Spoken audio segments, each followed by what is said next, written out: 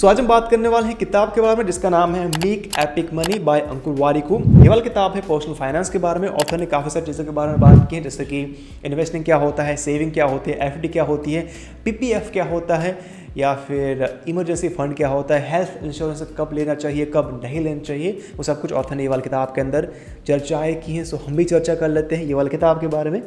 सो बातें कर लेते हैं थोड़ी बहुत। Chapter number 1, why should I even care about money. और ये चैप्टर काफ़ी बेसिक है, सो हम फटाफट से फिनिश कर लेते हैं ना। ऑथर ने यहाँ पर बात की है कि यार हमने क्यों पेपर मनी को यूज़ करना शुरू किया और क्यों हमने जो पुरानी मेथड थी चीज़ों को एक्सचेंज करने की, यानी कि बार्टर सिस्टम को हमने निकाल दिया और पेपर मनी का कॉन्सेप्ट हमने इंट्रोड्यूस किया। और वो सब कुछ आपको मिल जाएगा। सो ये काफ़ी बेसिक चीज़ें हैं जो आपको पता होगी, तो हम यहाँ पर टाइम वेस्ट नहीं करते हैं। बट ऑथर ने पहले चैप्टर के अंदर एक दूसरी बात करी थी, और वो थी कि पैसे हमको कभी भी हैप्पीनेस नहीं देंगे, बट पैसे हमको फ्रीडम देंगे हमको जो चीज़ करनी है उसका। सो वो फ्रीडम आपको हैप्पीनेस दे या फिर सैडनेस दे, वो आप पे डिपेंड करता है। सो आप कभी भी ये मत सोचना कि जब मेरे पास बहुत सारे पैसे आ जाएंगे तो मैं खुश रहूँगा। ऐसा भी हो सकता है, या फिर आप दुखी भी हो सकते हैं। सो ये चीज़ मुझे काफ़ी पसंद आई थी, एक पेज के अंदर बताई थी ऑथर ने, जो मैं ऑफकोर्स आपके सामने प्रकट कर दूंगा।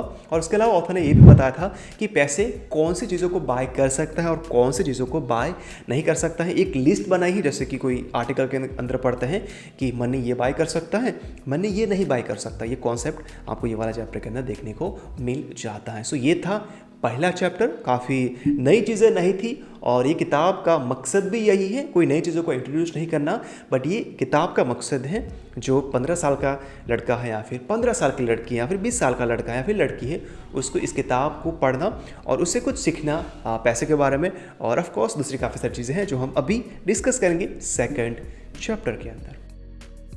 Chapter number 2, now I really want to earn some money. यहाँ पर ऑथर ने कुछ तरीके बताए हैं जिसके थ्रू आप पैसे कमा सकते हैं। और उसके अलावा ऑथर ने बताया है कि असेट क्या होता है एंड लायबिलिटीज़ क्या होती है। असेट क्या होता है, मान लो कि आपने एक घर को बाय किया रेंट पे चढ़ाने के लिए, तो ऑफकोर्स ये हो गया असेट, बिकॉज वहाँ से आपको पैसे मिलना शुरू हो जाएंगे जब कोई भी इंसान आपको रेंट के पैसे देगा तभी। लायबिलिटीज़ क्या होती है, मान लो कि आपने एक कार को बाय किया पैसे देने के बाद ऑफकोर्स, बट ऑफकोर्स बाय करने के बाद उसके अंदर आप पेट्रोल डालेंगे। अगर कार बिगड़ जाती है तो कुछ चीज़ों को रिप्लेस करने के लिए वहाँ से आपको पैसे डालने पड़ेंगे, और उसके अलावा कार की सर्विस करनी पड़ेगी टाइम टू टाइम, तो उसके लिए आपको पैसे स्पेंड करने पड़ेंगे। तो वो हो गया लायबिलिटीज़। और उसको ऑथर ने, यानी कि एसेट एंड लायबिलिटीज़ को ऑथर ने काफ़ी सिंप्लीफाई वे के अंदर चैप्टर नंबर 2 के अंदर आपको बताया है। सो अगर आपकी उम्र 15 साल है, 20 साल है, तो ये कॉन्सेप्ट आपको काफ़ी सरल तरीके से ऑथर समझा देंगे। और उसके अलावा ऑथर ने बताया है कि आप पैसे कैसे कमा सकते हैं घर पे बैठे बैठे, तो उसके लिए काफ़ी सिंपल चीज़ें बताई है ऑथर ने। ऑनलाइन कोर्स बना सकते हैं, बट कोर्स बनाने से पहले आपको अपनी खुद की ऑडियंस खड़ी करनी पड़ेगी, जैसे कि अंकुर वारिकू जी ने की यूट्यूब के थ्रू और दूसरे कुछ सोशल मीडिया प्लेटफॉर्म के थ्रू। और उसकी वजह से उनके काफ़ी सारे कोर्स अभी बिकते हैं, और उसके वजह से ही यहाँ पर ऑथर ने ये किताब को लिखा है। बिकॉज ये किताब बिक रही है तो ऑथर ने लिखा है। उनके पास कोई ऑडियंस नहीं होती, तो वो पहले ऑडियंस बनाते और उसके बाद चीज़ों को इंट्रोड्यूस करते लोगों के सामने, और वहाँ से लोग उन चीज़ों को बाय करते और वहाँ से उनको पैसे मिलने शुरू हो जाते हैं। उसके अलावा ऑफकोर्स यूट्यूब है, वहाँ पर आप वीडियो बना सकते हैं, वेबसाइट है, ब्लॉग बना सकते हैं, कुछ चीज़ें व्यक्त कर सकते हैं लोगों के सामने, और अगर लोगों को पसंद आती हैं तो लोग पढ़ेंगे और उसके थ्रू भी आप पैसे कमा सकते हैं। और उसके अलावा ऑथर ने एक एग्जाम्पल दिया था मैगी का। तो मैगी की प्राइस क्या होती है पता है, 10 रुपये 15 रुपीज़, डिपेंड करता है कि आप कौन सी ब्रांड की मैगी को खाना पसंद करते हैं। और मैगी घर पे बनाते हैं तो काफ़ी सस्ती पड़ जाती हैं, बट अगर आप बाहर जाते हैं खाने के लिए तो उसकी प्राइस हो जाती है 50 रुपये 100 रुपये। और जो ऑनर होता है शॉप का, उसके अंदर कोई बड़ी चीज़ें नहीं डालता है कि काफ़ी एक्सपेंसिव चीज़ को वो मैगी के अंदर नहीं डालता है, काफ़ी सिंपल चीज़ें होती हैं, बट उसके लिए वो शॉप ऑनर आपसे काफ़ी सारे पैसे चार्ज कर लेता है। 10 रुपये की मैगी आपको पड़ सकती है 50 रुपये में या फिर 100 रुपये में। सो ऑथर ने बताए हैं कुछ तरीके जिसके थ्रू आप पैसे कमा सकते हैं। यानी कि ऑथर बोलते हैं कि थिंक डिफरेंटली, यानी कि चीज़ें काफ़ी सारी सेम टू सेम रहेंगी, बट उसको आप अलग तरीके से करते हैं तो लोग आपसे वो चीज़ों को बाय कर लेंगे। Chapter number 2, so that I can spend it wisely. यहाँ पर ऑथर ने बात की है लोन्स के बारे में, इंटरेस्ट के बारे में, ईएमआईज़ के बारे में, पे लेटर के बारे में, एंड स्पेशली क्रेडिट कार्ड के बारे में। नाउ चीज़ें काफ़ी सिंपल रहती हैं यहाँ पर, बट स्टिल बात कर लेते हैं थोड़ी बहुत। सो ऑथर ने यहाँ पर बताया है कि अगर आपकी लोन चल रही है 10 साल की, 15 साल की या फिर 25 ईयर्स की, तो उसको आपको कैसे फटाफट से पे करना है। आप कैसे साल का 1 या फिर 3 या फिर 4 या फिर 5 EMI को ज़्यादा पे करने के बाद EMI की जो साल है उसको कम कर सकते हैं, 25 साल से 20 साल ला सकते हैं, 10 साल ला सकते हैं। उससे क्या होगा, आपको इंटरेस्ट कम पे करना पड़ेगा, बट ऑफकोर्स आपका जो EMI है उसको आपको बढ़ाना पड़ेगा, और उसके लिए ऑफकोर्स आपको पास पैसे होने चाहिए। पैसे नहीं हैं तो ऑब्वियस ही बात है आप ज़्यादा पैसे पे नहीं कर पाएंगे EMI के रूप में, और आपके जो 25 साल है वो कम नहीं होंगे। सो मेक श्योर ये कर सकते हैं। ये एडवाइस काफ़ी अच्छी है अगर आपके पास पैसे ज़्यादा आ रहे हैं तो। अगर आपकी सैलरी उतनी ही है और आप ज़्यादा पे नहीं कर सकते EMI, तो ये एडवाइस कुछ काम की नहीं रहेगी। सो ये था। और उसके अलावा ऑथर ने बात की है क्रेडिट कार्ड के बारे में, जो काफ़ी अच्छी है और काफ़ी लेंथी वे में बात की है। और ऑथर ने बताया है कि अगर आप बाय करना चाहते हैं इस स्मार्टफोन को जिसकी प्राइस है 30,000 और उसको बाय कर रहे हैं क्रेडिट कार्ड के थ्रू, तो सबसे पहले अपने आप से पूछो कि क्या मेरे पास एक्चुअल में 30,000 है, क्या मैं उतने पैसे कमा पाऊंगा अगले 6 महीने में, 1 साल के अंदर, या फिर इस बाइंग से मेरे लाइफ के अंदर यानी मेरी लाइफ स्टाइल के अंदर कुछ बदलाव आएंगे, या फिर मुझे कुछ कॉम्प्रोमाइज़ करना पड़ेगा। अगर आंसर है नो कि यार कॉम्प्रोमाइज़ कुछ नहीं करना पड़ेगा, मेरे पास पड़े हैं बैंक के अंदर 30,000 रुपीज़, तो ऑफकोर्स आप यूज़ कर सकते हैं क्रेडिट कार्ड को और बाय कर सकते हैं ये वाला स्मार्टफोन को, बिकॉज क्रेडिट कार्ड के अंदर कुछ डिस्काउंट आते हैं, ऑफर्स आते हैं, तो वहाँ से आपको कुछ फ़ायदे मिल जाएंगे। बट अगर आपके पास पड़े नहीं है बैंक के अंदर 30,000 रुपीज़ और अगर आप स्पेंड करते हैं 30,000 रुपीज़, तो आपकी लाइफ स्टाइल के अंदर थोड़े बहुत बदलाव आएंगे, आपको थोड़े बहुत कॉम्प्रोमाइज़ करने पड़ेंगे, तो वहाँ पर आपको क्रेडिट कार्ड को यूज़ करने की ज़रूरत नहीं है, आपको स्मार्टफोन को बाय करने की ज़रूरत नहीं है। यानी कि कुछ भी बाय करने से पहले क्रेडिट कार्ड के थ्रू अपने बैंक अकाउंट के अंदर देखो कि मेरे पास उतने पैसे पड़े हैं या फिर नहीं पड़े हैं, या फिर मैं इतनी EMI हर मंथली पे कर पाऊँगा या फिर नहीं कर पाऊँगा। अगर नहीं कर पाऊँगा तो क्या होगा, मेरा सिबिल स्कोर बिगड़ेगा और फ्यूचर के अंदर अगर मुझे लोन चाहिए होगी घर के लिए, कार के लिए, तो मुझे नहीं मिलेगी, बिकॉज बैंक मुझ पर ट्रस्ट नहीं करेगा। सो वो सब कुछ फिगर आउट करने के बाद ही आपको क्रेडिट कार्ड को यूज़ करना चाहिए या फिर EMI लेनी चाहिए, बिकॉज EMI काफ़ी टेम्पटिंग होता है कि मंथली का 2,000 पे कर लेंगे और मेरे पास एक नया स्मार्टफोन आ जाएगा 20,000 का, या फिर मंथली का 5,000 पे कर लेंगे और मैं बाय कर लूँगा आईफोन। सो वो उस वक्त उस समय काफ़ी अच्छा साउंड करता है। स्मार्टफोन को आप इमेजिन करते हैं, काफ़ी सारे वीडियोस देखते हैं, बट जब पे करने की बारी आते हैं तो काफ़ी चीज़ें गड़बड़ हो जाती हैं। सो मेक श्योर सबसे पहले देखो, समझो और उसके बाद ही EMI को ऑप्ट करो।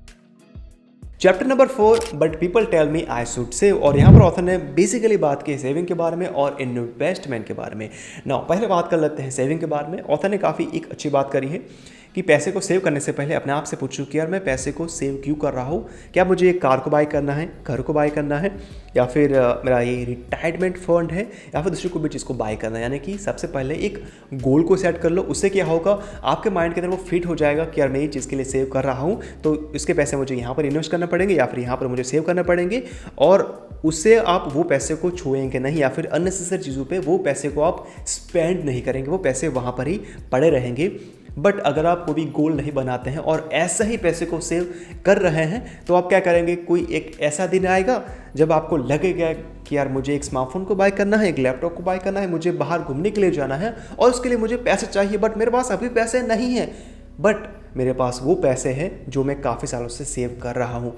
वो पैसे मैंने क्यों सेव किए मुझे पता नहीं है, तो मैं क्या करूँगा, वो पैसे को उठाऊँगा और खर्च करने लग जाऊँगा। सो सबसे पहले एक गोल बनाओ और उस गोल के ऊपर स्टिक रहना शुरू कर सकते हैं, जिससे क्या होगा, आप वो पैसे को सेव करते रहेंगे और उस पैसे को आप छुएंगे नहीं।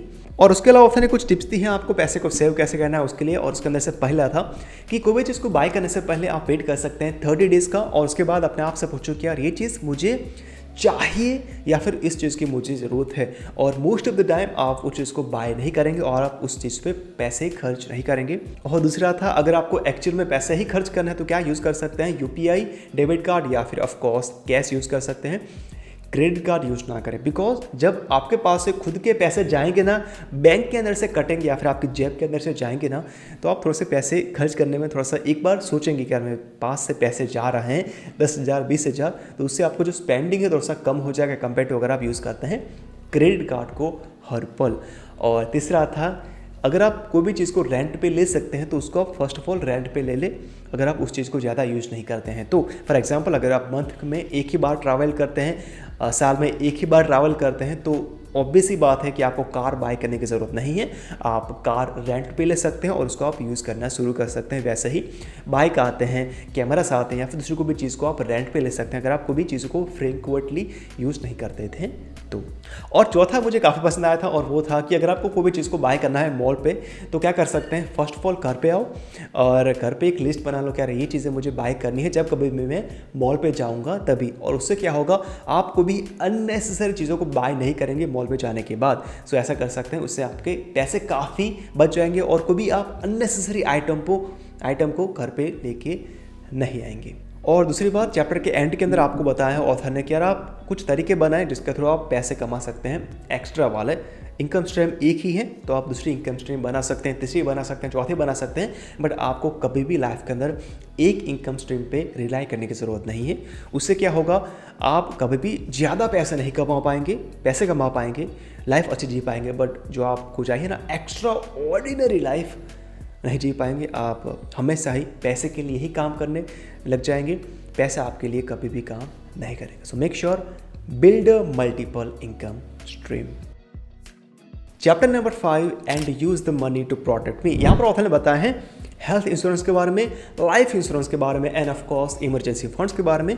और ये काफ़ी बेसिक चैप्टर है, काफ़ी एक्स्ट्रा ऑर्डिनरी नहीं है और यह चैप्टर आपको काफ़ी रिपीटेटिव लग सकता है बिकॉज ये काफ़ी बड़ा चैप्टर है। और ऑथर ने बताया है कि कौन सा सबसे अच्छा हेल्थ इंश्योरेंस है और आपको हेल्थ इंश्योरेंस क्यों लेना चाहिए, कितनी उम्र में लेना चाहिए, कितना प्रीमियम पे करना चाहिए, आपको देखना चाहिए कि कौन सा इंश्योरेंस कंपनी क्या क्या चार्ज करता है, क्या क्या प्रोवाइड करता है, क्या क्या प्रोवाइड नहीं करता है, और वो सब कुछ, यानी कि हाउ टू गाइड है बेसिकली ये वाला चैप्टर। और ऑथर ने बताया है इमरजेंसी फंड के बारे में कि आपको क्यों इमरजेंसी फंड रखना चाहिए और कितने पैसे आपको रखने चाहिए बैक एंड के अंदर।